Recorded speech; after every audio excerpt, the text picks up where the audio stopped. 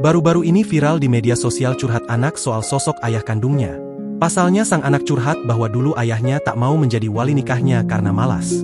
Namun fakta memilukan terkuak usai sang ayah meninggal dunia.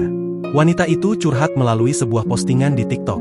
"Ayahku nggak mau menjadi waliku dan dia tidak datang di acara resepsiku.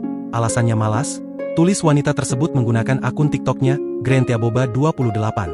Selama berbulan-bulan, wanita tersebut memendam amarah terhadap sang ayah. Ia merasa sangat kecewa karena di hari spesialnya, sang ayah justru tak datang. Beberapa saat kemudian, wanita itu mendapatkan kabar kalau ayahnya meninggal dunia. Sesaat setelah ayahnya meninggal, salah seorang tetangga memberitahu fakta menyakitkan kepada wanita tersebut. Ternyata alasan ayahnya tak datang ke pernikahan bukan karena malas, melainkan ia tak ingin membuat putrinya merasa malu. Pasalnya ayah dari wanita tersebut merupakan penyandang disabilitas. Tapi setelah dia meninggal, ada tetangga menyampaikan kalau dia takut aku malu di hadapan keluarga suamiku karena dia cacat. Kakinya cuma sebelah dan dia bilang dia kotor karena kerjaannya jualan minyak, tulis wanita itu pilu. Kini, wanita tersebut merasa menyesal karena pernah marah terhadap ayahnya. "Ayah, seandainya kami dulu tahu alasannya apa, mungkin kami tidak akan marah sama ayah. Sekarang ayah udah tenang di sana.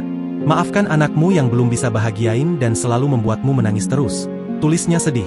Warganet yang melihat curhatan wanita tersebut mengaku ikut merasakan kesedihan yang mendalam. "Dia menyimpan rasa sedihnya sendirian sampai berpulang," ujar warganet. "Sakit banget jadi kakaknya tapi jadi bapaknya lebih sakit. Dia mau menjadi wali tapi rasa malu sama keluarga suaminya lebih besar sedih," tambah warganet lain.